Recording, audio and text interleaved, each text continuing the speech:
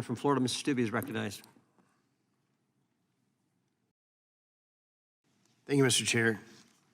Mr. Sauer, earlier this week, I questioned HHS Secretary Becerra before the Ways and Means Committee, and I asked him about a report put out by a private research organization called Cochrane that found masks may not be effective in preventing COVID.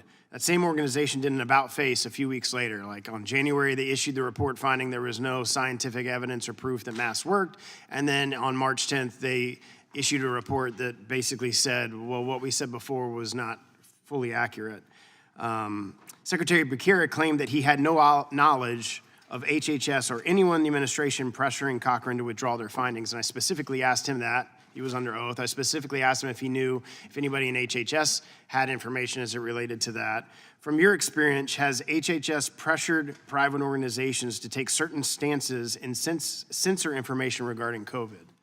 Yes, our evidence includes pretty extensive emails involving senior HHS officials, including within the Office of the Secretary, involved in these kinds of pressure campaigns to engage in censorship. We also have extensive evidence of sub-agencies within HHS, which is described in some detail in my written testimony, including NIAID, NIH, and the CDC. Well, in the Biden administration, in these emails, much to the chagrin of my colleagues on the other side who say there's no evidence that Mr. Flattery was working with Facebook, I mean, these emails that you put are actually part of your statement today. Is that correct? That is correct. And I mean, you have conversations here about content, you have conversations here about vaccines, you have Facebook sharing attachments and research with Mr. Flattery. You have Mr. Flattery telling them, I think, like actually telling them what Facebook should be doing. And I'll just read a quick excerpt, and again, this is in the materials that you provided the committee. Generally, I think some combo of the following would be effective. Some kind of thing that puts the news in context if folks have seen it, like COVID news panel. I mean, he's directing Facebook of how they should promulgate information, which I would say is disinformation, but their opinion on certain information. And it's right there in your testimony that you've given here today. Can you just like expand on that a little bit? Sure. Thank you for the question, Representative. We see email after email after email from the White House, from Mr. Flaherty, pressuring specifically Facebook, but also other social media platforms to take down disfavored viewpoints. And the emphasis in those emails is on true content. The reason that the emphasis on true content is because he almost says this in so many words in one of the emails, that the true content is what they perceive to be doing the most to undermine the narrative that the White House favored at the time. So it's viewpoint discrimination targeting truthful speech that they perceive to be the most damaging to the narrative that they're pushing. Which you have actual emails from the White House as part of your testimony today. We have submitted those, yes. And I would just, it's already in the record, but I just want to bring people's attention to that.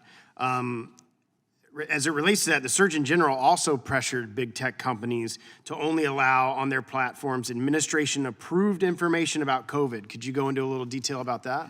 That's exactly correct. What we see is what's probably an orchestrated pressure campaign involving the Surgeon General and the Surgeon General's office, and what their witness described in sworn testimony as their bully pulpit to engage in a pressure campaign that reinforced the pressure campaign that was happening largely covertly from the White House, but also at key points became very public. For example, May 5th, 2021, July 15th and 16th, 2021, you have very public pressure from the White House. Then behind the scenes, you have emails where the Office of Surgeon General and the White House are, in a sense, teaming up with the social media platforms to pressure them to remove the information that they thought was unworthy of First Amendment protections. And I've only got a little less than a minute, but could you use the remainder of your time to talk about the more inappropriate ways that the administration sought to control information related to COVID and vaccines? Yes, there's a whole series of these that are set forth in my written testimony. You have the pressure campaign from the White House that involved both public and private components.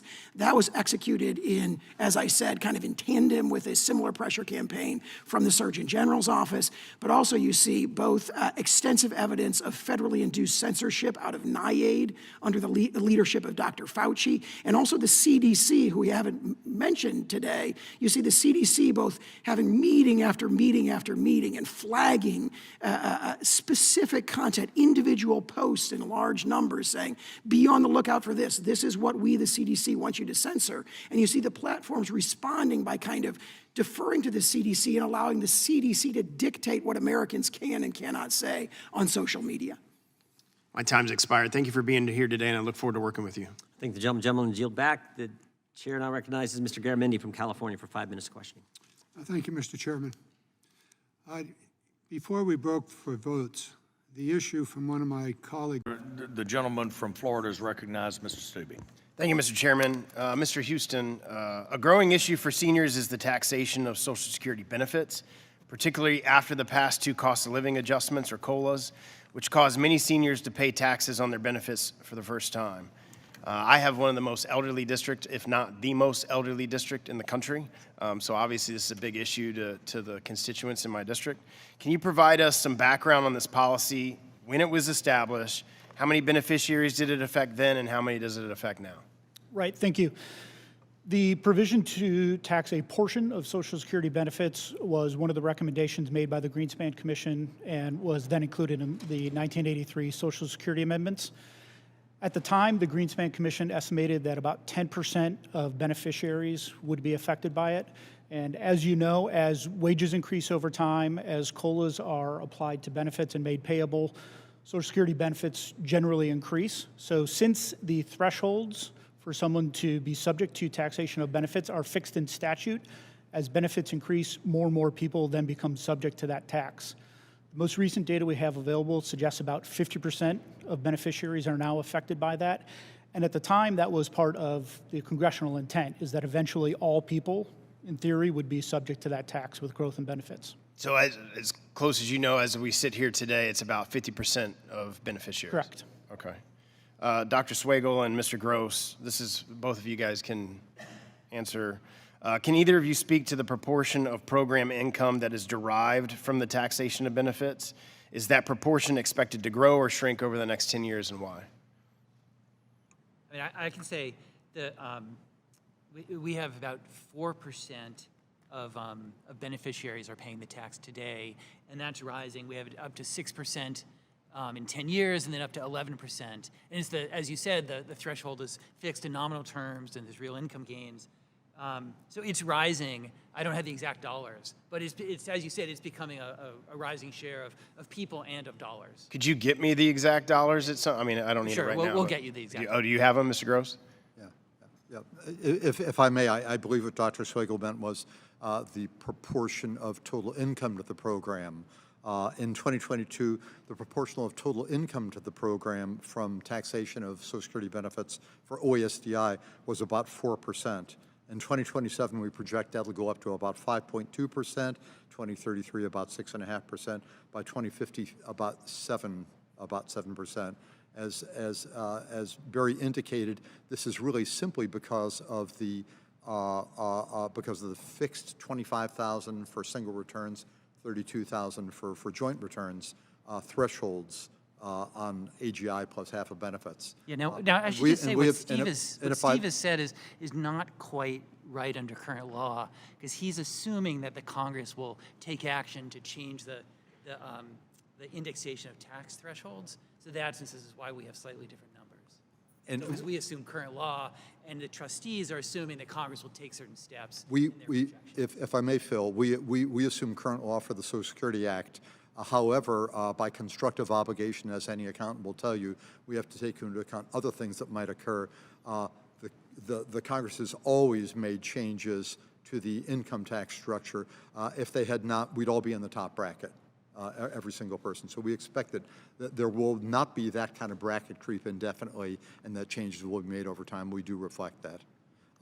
And by the way, we projected really since the very beginning that we would start at about 10 to 20%.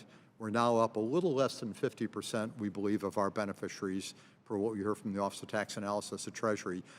And we've been projecting all along that it would reach up at about 60%, because, of course, a good number of the beneficiaries will receive sufficiently low income that they will not even meet the zero bracket, and therefore have to pay taxes on their benefits. Okay, so I'll open this up to any of you that want to comment on this. So how can we give seniors more predictability about the taxation of benefits?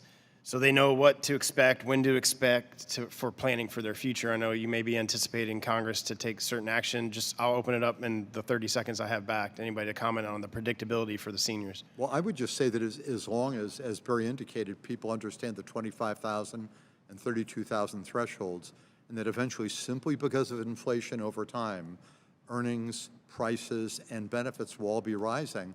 Eventually, we're going to have a much greater share of our beneficiary population with MAGI, that's modified adjusted gross income, exceeding these thresholds and therefore have some liability on their taxes. So we should do that.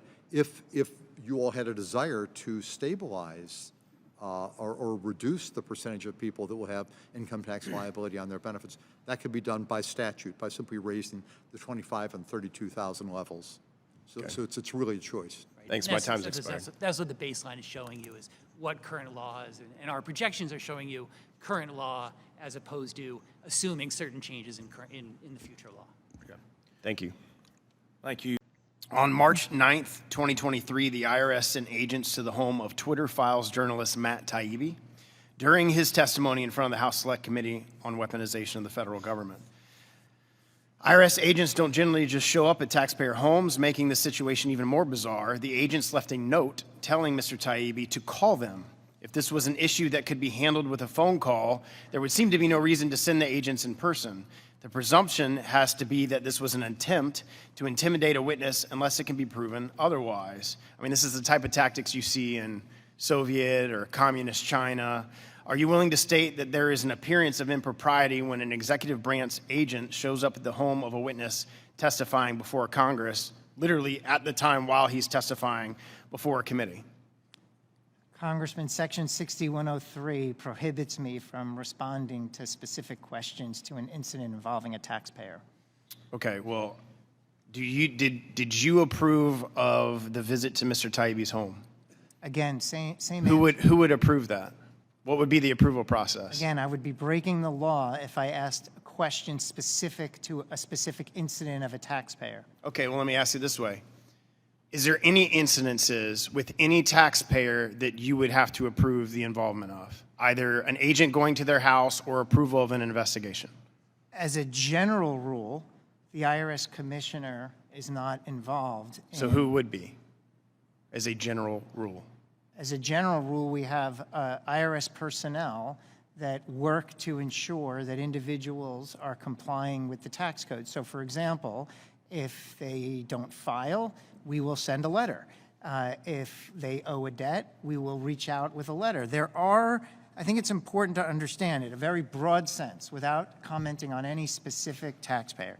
The IRS reaches out in multiple ways to educate taxpayers while ensuring it fairly enforces our tax. Well, obviously, there's got to be some type of approval process for investigations, right? So, like, whether it's Mr. Taibbi or whoever, what is that process within the IRS? And are there instances, depending on the profile of the taxpayer, that you would be involved? And if you would not be involved, who is the approval process for opening an investigation, going to an individual's home? How does that work? Okay, again, making sure that I'm careful I'm not speaking to comment. completely generally here. Yeah. Well, I think I would like the opportunity to get back to you on the specifics. So you can't, as you sit here right now, tell me how the approval process works for opening an investigation on a taxpayer, going to their home, an agent showing up at their home, any of that. You can't give me any specifics on that.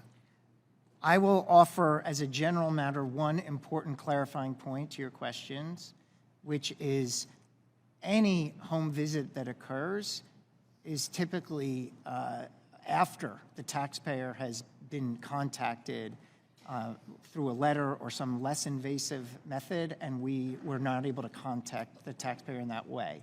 As a very general matter, I can share that with you. But in terms of your question of the complete process of an investigation being opened at the IRS to closure, I'm not prepared to provide you an answer with full fidelity because I'm still learning the process, and I will get back to you.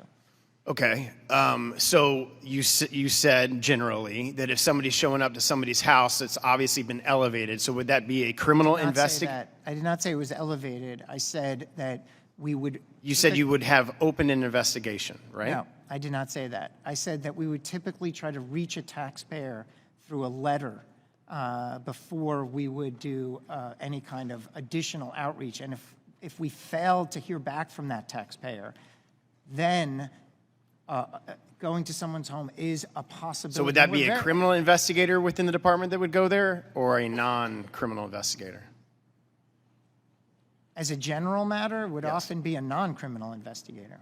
The House Oversight Committee has discovered numerous LLCs affiliated with Hunter Biden, where it appears he was laundering money through the LLCs and paying for basic living expenses out of the LLCs. Now, I know you can't speak to specific taxpayers, so I'm not going to ask you that question, but if the House Oversight Committee has evidence of a crime that was committed or what appears to be tax fraud or tax evasion, who would they get those documents to within your department? Is that something that we should get directly to you?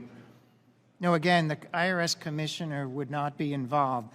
When there is and again, not specific to any specific taxpayer, but when there is an allegation of any kind, particularly from a whistleblower or anything like that. Or evidence deduced from a oversight committee in Congress? Exactly. So My role is who would it be within your Inspector General. department that would handle that investigation? the Inspector General. Within IRS? Yes. What is Well, it? he doesn't, it's the tax inspector general it's the Inspector General for Tax Administration, Russell George.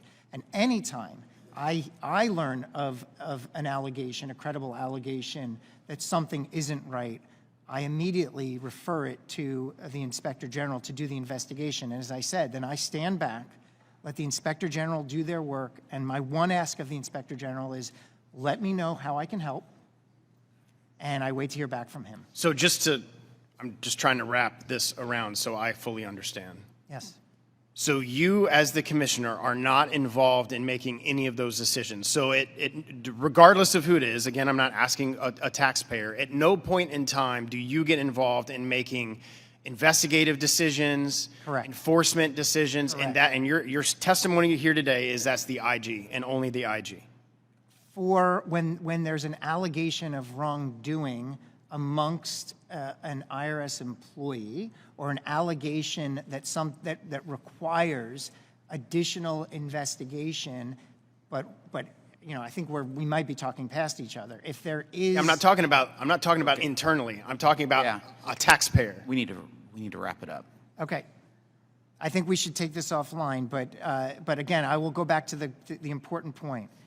The IRS commissioner does not generally engage in decisions about individual taxpayers. If there is an allegation that something is not right with respect to IRS operations, the Inspector General investigates it. If it just involves a taxpayer and they're being investigated for tax evasion, that decision is made not at the commissioner level, but at the bureau level within the IRS. I yield back. My time's expired. Mr. Steube is recognized. Thank you, Mr. Chairman. I think one of the things that obviously has come out through all of this is there's a significant lack of transparency in the hospital marketplace. I had the fortunate or unfortunate situation about 4 months ago to spend 4 days in the hospital. It was a trauma-type situation, so I obviously didn't have control over what hospital I went to and all of that. But just to give you kind of an idea of what I personally went through and have now a lot of information on this. I mean, at no point in time while I was at the hospital did anybody say, hey, this procedure is going to cost this much, or hey, if this doctor comes, it's going to cost this much. Like, there was no communication whatsoever on any prices on anything. And then this came about, I don't know, a month or two later, and this is the bill that I got. 5 pages, single space of all these things that supposedly happened to me while I was there. Like, I broke my pelvis, I had a punctured lung, I don't know why I needed an EKG. Nobody asked me if I wanted an EKG. Maybe that's, the doctors are gone, maybe that's just something they do, and they don't ask you. But like, there was no communication with the patient about the procedures that were gonna be done. Now, I got excellent care, so I don't want you to take what I'm saying as I didn't get good care. But from a patient perspective, there was no communication about how much, and these 4 days, this was over 6 figures of just being in the hospital, being told, okay, this is what we're going to give you to this. At one point, I was told, we're taking you in for a procedure, and he kind of explained what it was going to be before I went in there. And that's significantly problematic for patients, that when you get this in the mail a few days, well, a month or so afterwards, and you look at the numbers, and you're like, holy cow, like there was no communication about any of this. It's obviously challenging. Luckily, we have health insurance, so there wasn't too much of a challenge there. You pay your co-pays. One of the other piece of it that was interesting that I've learned through this process is multitudes of doctors showed up during my 4-day stay, and I didn't know who these doctors were. They showed up, and then on top of this bill, I got other bills for the doctors that just showed up. I didn't know who they were. I didn't invite them to come in. I didn't say yes or no, I would like you to talk to me for 5 minutes to give your expertise on my broken pelvis.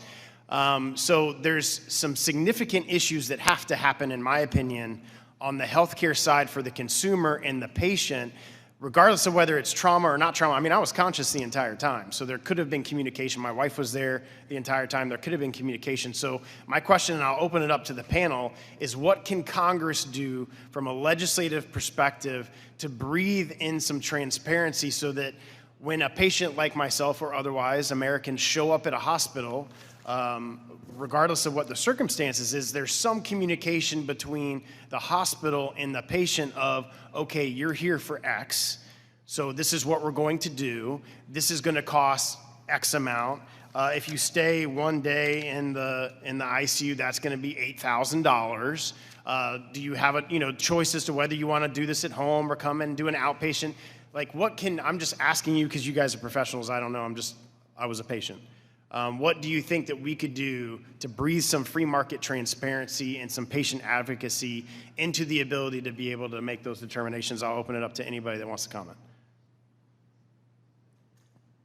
Don't all jump in at once.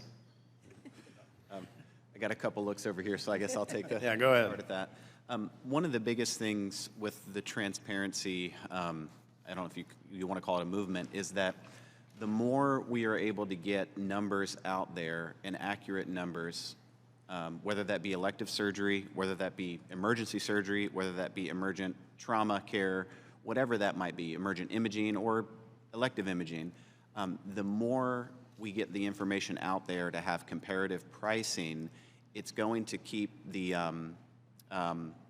bad players more honest. They're just not going to get away with things. And so I bet on that bill, if I had a chance to look over it, I could tell you from almost most of the line items, hey, this is reasonable, this is unreasonable. And that's just me. If you have transparency and actually have that data out there and have claims out there from the person that came before you, and this is what that hospital charged, it's just going to keep that hospital honest if they're not being honest. And I don't know if they are, but it's just going to level the playing field and actually have the information available. And then the bad players will be called out for it, just amongst the industry at large. So requiring, just to kind of summarize what you're stating, just requiring hospitals and providers to provide information on what X service is going to cost, put it on their website or wherever, so that when a patient does show up, they know and have transparency. Like you mentioned radiology, I had apparently 14 units of radiology, and that cost $38,000. I don't remember all of those scans. I don't remember what they were. So you're just saying, like, if there was some information on a website that's public and available, and when you show up, you kind of have an idea. Am I summarizing that correctly? I think that's fair. I'll give you an example. I don't know what 14 units of radiology means, but I'll use an example. You probably had an MRI or a CT scan. A hospital scheduled MRI is anywhere from $3,000 to $5,000. You can get that for about $700, with the same type of study done. And so when those numbers actually come out, if it were transparent what's being charged with any given system or entity, the systems will police themselves, right? At that $5,000 study, that the machine costs the same as the $700 study. If there's a 400% margin there's probably a local system, probably wherever you receive care, that's willing to say, hey, I'll accept a little bit less margin. Hey, we're not going to gouge you like that guy did. And so I think you'll start seeing some self-policing and a market correction with some of these major outliers. Thank you. My time's expired. Ms. Moore is recognized. Thank you, Mr. Chairman. Mr. Friend, do you want to quickly respond to that? Because she cut you off. I want to let you respond to those questions. I can quickly respond to that. So the you have to bring up. So the let me help you. Yeah, go ahead. So prompt me. So instead of using a SWAT team, if a suspect is being cooperative, and in your testimony and in your experience as an FBI agent and a law enforcement officer, it's not necessary to use a SWAT team to go in with guns ablazing and pulled out and going after an individual when that individual is cooperating. And wasn't that part of your testimony? That's part of my testimony. It's part of what I brought forward in my whistleblower disclosure. And that's in your experience as how many violent criminals have you arrested? I've arrested over 150, and I have 5 years of SWAT experience. And you didn't have to use, there wasn't necessity in some of those circumstances to use SWAT team because the individual was cooperating? Never a single time. And in your testimony, the individual that you were referring to that a SWAT team should not have been used on but was being used on for political purposes was somebody that was cooperating, correct? Yes. Based on your testimony, everybody else's testimony, which, by the way, I want to thank you guys for being here. I know it takes a lot of courage to do it. I want to thank you for your service as a military veteran myself who served, I was probably in Iraq when some of you guys were there. I want to thank you for that. I want to thank you for standing up for the Constitution, for America, because I know that this is difficult to go through, what your families are going through, being barricaded out of having your personal belongings, not being able to get pay, the FBI taking away your security clearances so you can't get a job. I commend you for standing up for American values and commend you for standing up for what you believe are huge misgrievances that are going on at the FBI. And based on y'all's testimony, the report that we have seen, the FBI has turned into the enforcement arm of the Democratic Party, going after pro-life individuals, going after individuals who were not in restricted areas on January 6th, who were not violent on January 6th, using SWAT teams to go after them to try to intimidate them. And then when officers like yourself, who have served our country, who have served the FBI, who have served in law enforcement, suddenly want to raise concerns and use the whistleblower status to be able to, hey, you know, this isn't right. This isn't the way that we should be treating these individuals. This isn't fair. Suddenly, the FBI is shutting you out, taking away your clearances, taking away your pay, shutting you down so that your families can't even survive financially. So I want to thank you for your testimony here today, and I hope the American people will gloss over the lies that have been perpetrated on you today for the truth that is underneath every single one of your statements. Egregious abuse, misallocation of law enforcement resources, misconduct in leadership ranks of the FBI. And I've been here 5 years, and during that period of time, Director Wray and AG Garland have both sat in desks just like that, under oath, and testified that they would not retaliate against whistleblowers. And it's my understanding, Mr. Friend, that you went through all of the required regulations at the FBI in order to raise your concerns to your supervisors. Is that correct? Yes. So you followed inside protocol for the FBI, utilizing whistleblower statute protection, information, regulations through the FBI to make your complaints and information be known. Yes. And you did that to your supervisors. 3 levels of supervisors. 3 levels of supervisors, and the response to that was losing your security clearance, shutting you out, losing your job, taking away your pay. That's correct. I'm so frustrated and angry, and I don't have, only a minute and a half left to try to display the level of corruption, weaponization, politicization that has occurred at the highest levels of the FBI and the DOJ. And both Director Wray and Merrick Garland have sat there and testified that there's no retribution for whistleblowers. No, we don't retaliate against whistleblowers, but we have testimony, and I'm a lawyer too, and testimony is a fact in evidence that exactly is what is going on in the FBI and the DOJ. Just quickly talk about how the inflation, Mr. Friend, of the domestic violence or the statistics as it relates to January 6th, how they were inflating those statistics to make it look like there was a bunch more cases than there really was. Well, typically, you would investigate January 6th as one case with lots of subjects, but instead, the decision was made to open up a separate case for every single individual there, and instead of on paper investigating them from the Washington field office, spreading and disseminating those to the field offices around the country, and if the individual lived in that area. So it, in effect, made it look like there was domestic terrorism cases and activities that were going on around the 56 field offices, when in fact the cases were really all from Washington, D.C., and Washington field office had a task force that was responsible for calling the shots in all those cases. Thank you guys for being here. My time's expired. Gentleman yields back. We have votes on the floor to our witnesses, so we will. To further the disinformation going on, Ms. Wiley, in a response to a question, you stated that the decision in Missouri v. Biden was vacated by the appellate court. Is that correct? I did, and I want to correct that because Mr. Sauer is right. The appropriate word is stayed.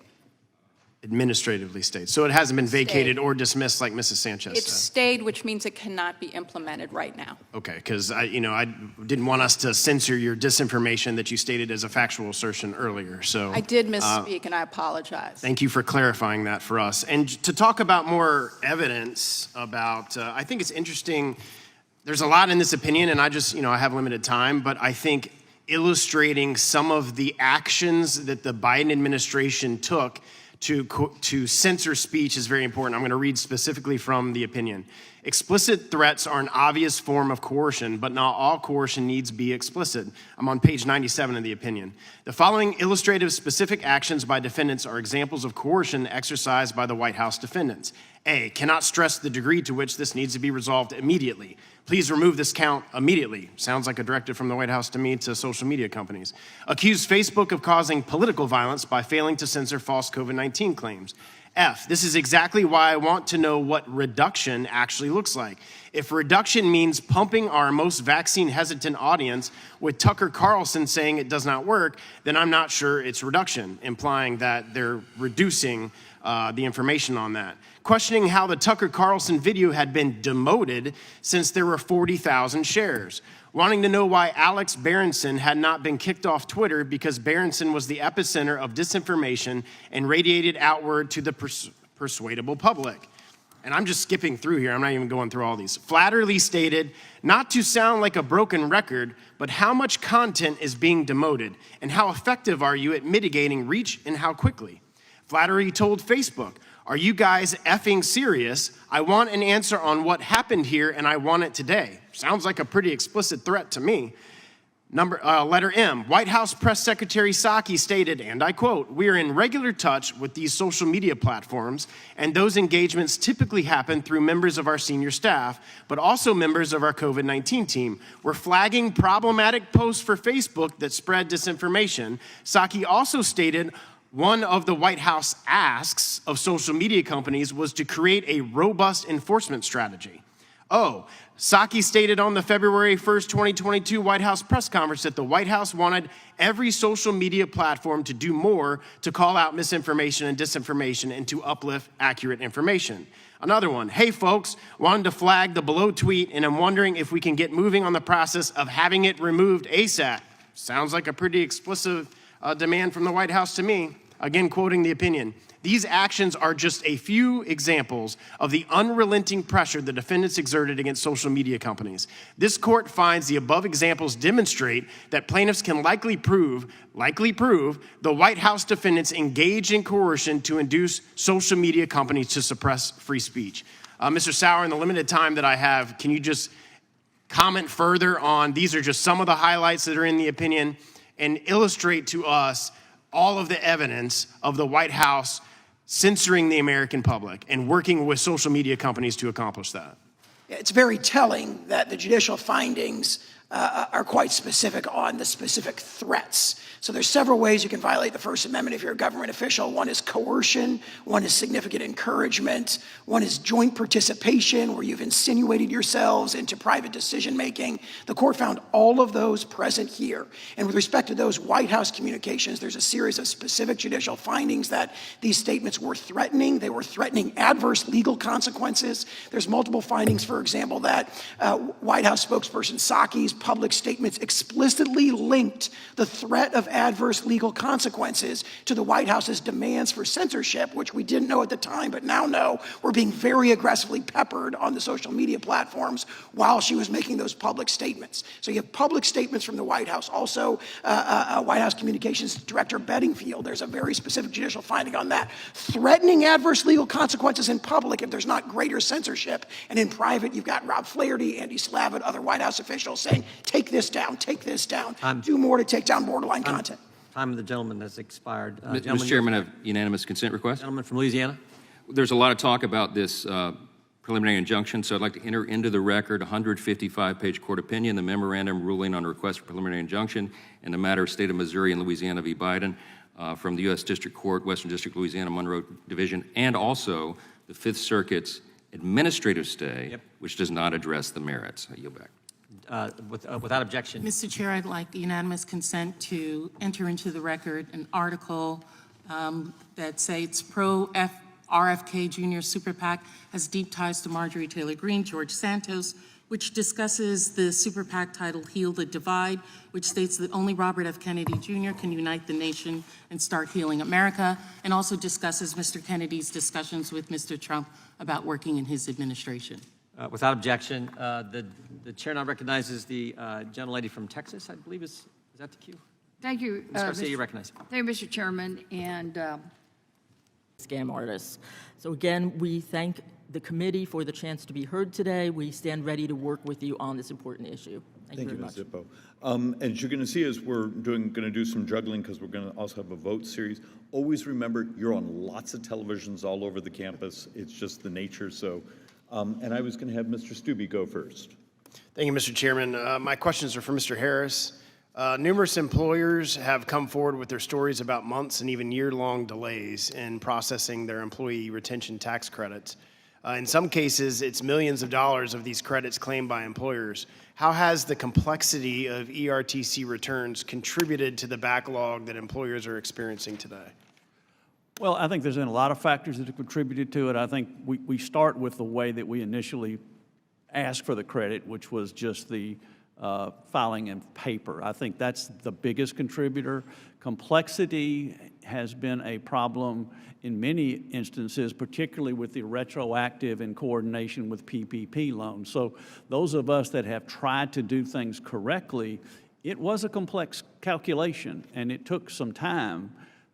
I can't speak to how some of the mills dealt with this because I think they've sometimes found shortcuts that we couldn't find. But I think the real issue started with the fact that we knew a lot of the problems in this program were predictable. They were things that we could see coming. Anytime you ask paper to be sent, as I said in my opening statement, into a building with nobody working and already paper backup, delay shouldn't have been a surprise. But complexity is a problem in all of the tax code, not just this. In your testimony notes, there were suggestions were given to the IRS to improve the ERTC processing. Can you elaborate on what those suggestions were and whether the IRS is implementing those suggestions? We made a couple of suggestions and others did that, number one, recognizing the fact that these were going to be sent into we had to do paper, that there should be dedicated post office boxes, identifications, some way of prioritizing these claims above the normal workload, because again, we were in the middle of a pandemic. These were funds to provide lifelines to small businesses, and yet they just fell in. So we did not see any of the suggestions that we made taken. I know others had different things, allowing them to be claimed on a current year process return that could be filed electronically. So I think we just fell back into the way it was always done, and in that case, we had great delays. Do you have any other suggestions that would avoid some of the backlogs that we've seen in the future? Well, I think generally speaking, and again, if we have the time and we're not in a pandemic, we should always look for ways not to. Today, what we're doing is solving a problem. I would like to find ways with the IRS to prevent the problem.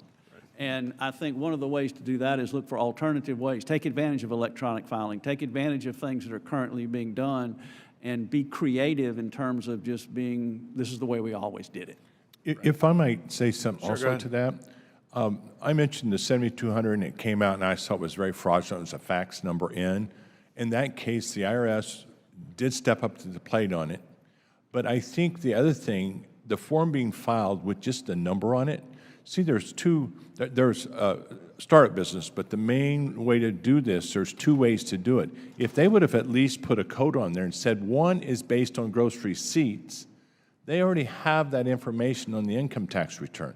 Where all the fraudsters have come from is not from the gross receipts test and deficiency, which was the companies hurting most.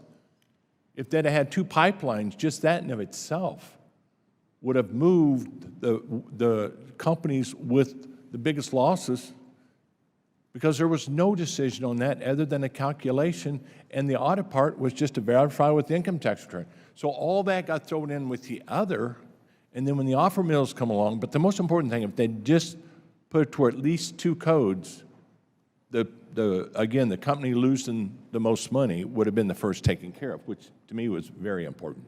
Well, that kind of leads me to my next question was, how has the fraud and the scams impacted the backlog that employers are facing today? I think, I guess that was directed toward me. I think the big issue is the fact that you're getting, all these quarters with a number changed and no reason why. So how do you audit something? And so what happens, the demand, and as I said in my printed statement, the reason why we're all here today is to get the right money to the right qualified employer, and we all want it to them faster.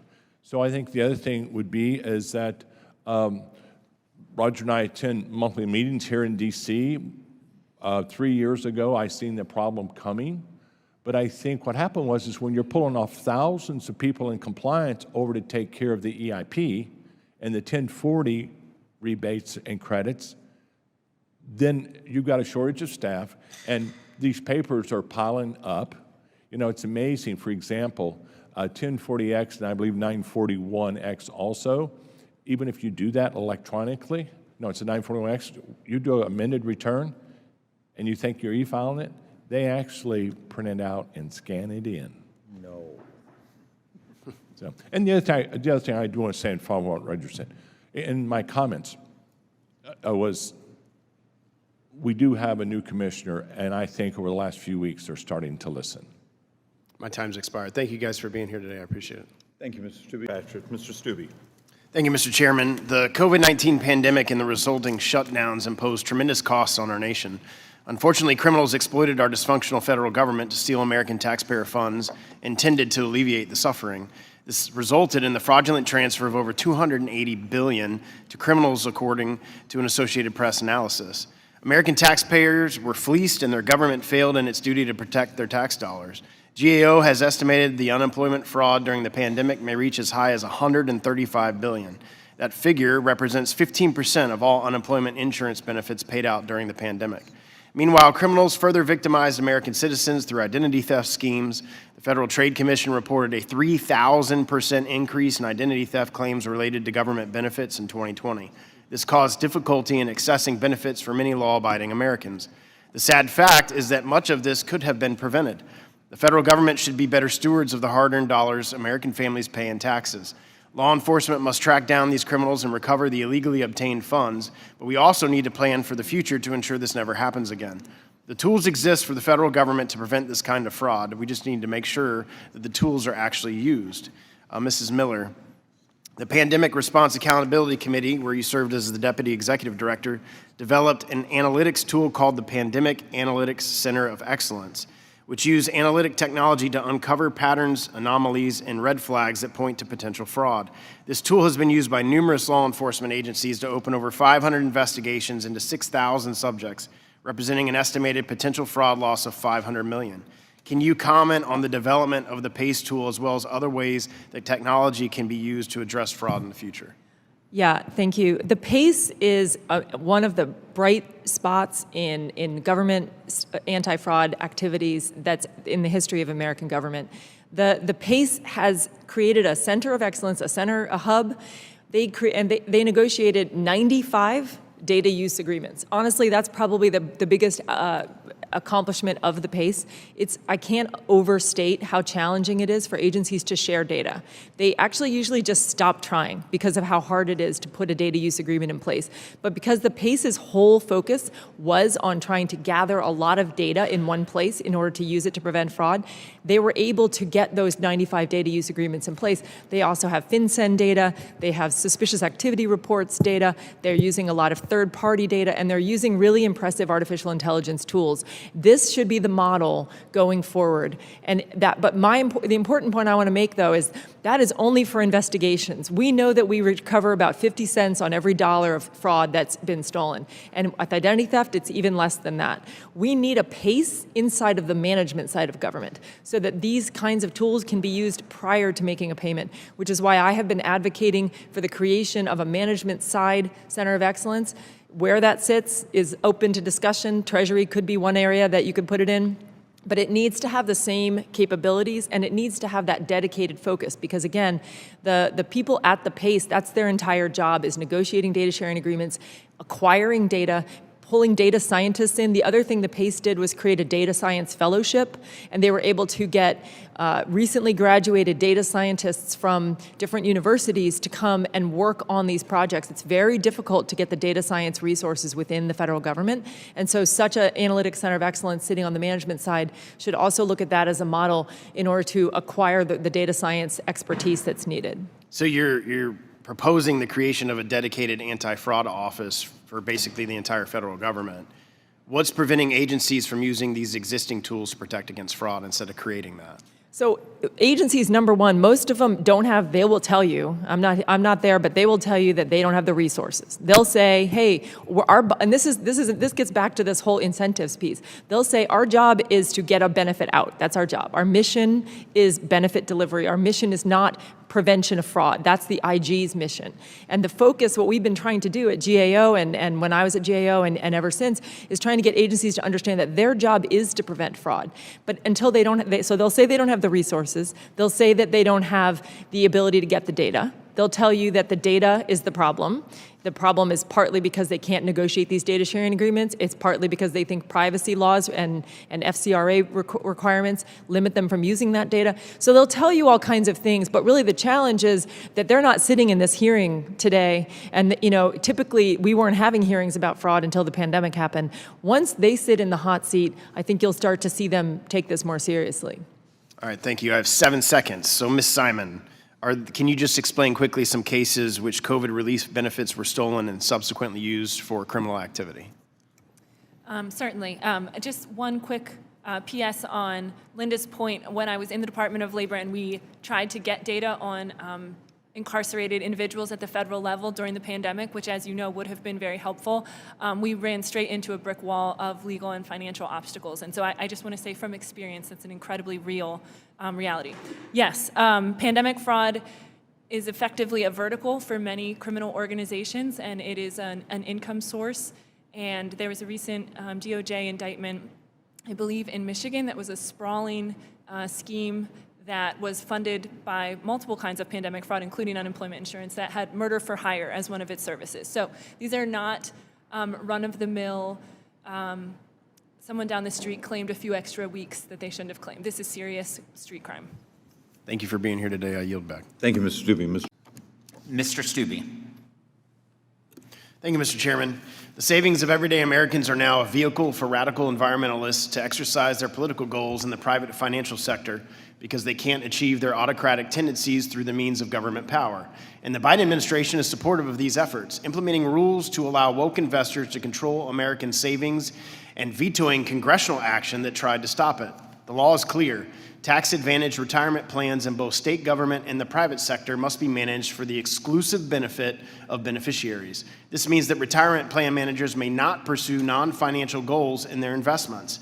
But based on analysis done by the staff of this committee of 15 of the largest global ESG funds, totaling over $120 billion in assets, ESG-labeled investments had a net loss over the past year, 18 percentage points worse than the S&P 500 and 25 percentage points worse than the NASDAQ. Investment managers cannot prioritize politically partisan views over performing their legal obligations to provide security to American seniors and savers. Even though Joe Biden vetoed congressional action, we must continue to advance legislation in this committee and in the House of Representatives to curb this extremism that undermines the institutions of government and the financial security of everyday Americans. Florida did it this past legislative session. I'd like to ask unanimous consent, Mr. Chairman, to add a deeper look at Florida's anti-ESG legislation to the record, a Forbes article. Without objection, so ordered. I'm just going to read one paragraph out of this. I encourage people to read it. It's a good discussion about what Florida did, but this is just one paragraph. If I told you that the United Nations developed a plan to manipulate financial investments to force businesses to enact environmental and social policies that align with their goals announced by Al Gore, you would probably start pushing me into the conspiracy theory category. Yet it happened. It didn't happen in secret. There are no leaked documents or conspirators. It happened in public, through public meetings with clearly stated goals and outcomes, and they held a press conference to announce it. We just didn't know what they were talking about. So I'd like to add that to the record, and I'll start with Mr. Oakes. And thank you all for being here today. I thought your responses have been excellent. Mr. Oakes, in your testimony, you note that the goal of ESG is not better financial performance, but rather to force compliance to a one world view. Why are the proponents of ESG using these means to force their agenda on the American people? Well, I think it's pretty clear that this agenda would not be accepted by the American people any other way. And so it's got to happen in the private sector, and that's, I think, one of the reasons why this is so dangerous. We're going around bodies like this to implement policy that affects all Americans, and this is dangerous to our constitutional form of government and our free market system. You also state that ESG policies politicizes what should be purely financial decisions. Why is it so important that investment managers adhere to the exclusive benefit duty instead of these ESG considerations? Well, if you think about information, we talk about investors wanting information. Information that's material to an investment decision is already required disclosure. And so when we're pushing companies to create reports or disclose information, it costs money and resources on those companies. Spending resources on something that has no benefit is frankly irresponsible at best, and certainly not in the shareholders' best interests. Many ESG proposals are not related to disclosing information, but rather they want specific corporate action like racial audits or net zero transition strategies. And oftentimes these disclosures give fodder to activists who then apply pressure to comply with the agenda. And should this disclosure show a company is not behaving according to that given agenda. So the information is often taken out of context to drive a narrative and shame a company to change its ways. Is a company giving to the right causes? Do they have a net zero plan so the targets can ratchet down as needed? Do they have racial equity audits often drive the composition of the workforce independent of merit or competency? All of this information is used to drive compliance. And you also cite data showing a statistically significant negative relationship between ESG investing and investor returns. How does this tangibly affect American families? Well, clearly, this is not about making money for people. There's another agenda at work, and that's why this is so problematic for all people. And in fact, if you look at gasoline prices today and the chronic underinvestment in oil and gas that is leading to higher gas prices, it's really the low-income households that bear the burden of that because they spend 3 times more of their income on energy costs. And so this has a very detrimental effect on those who can least afford it. Agree with you 100%. Thank you for being here. I yield back.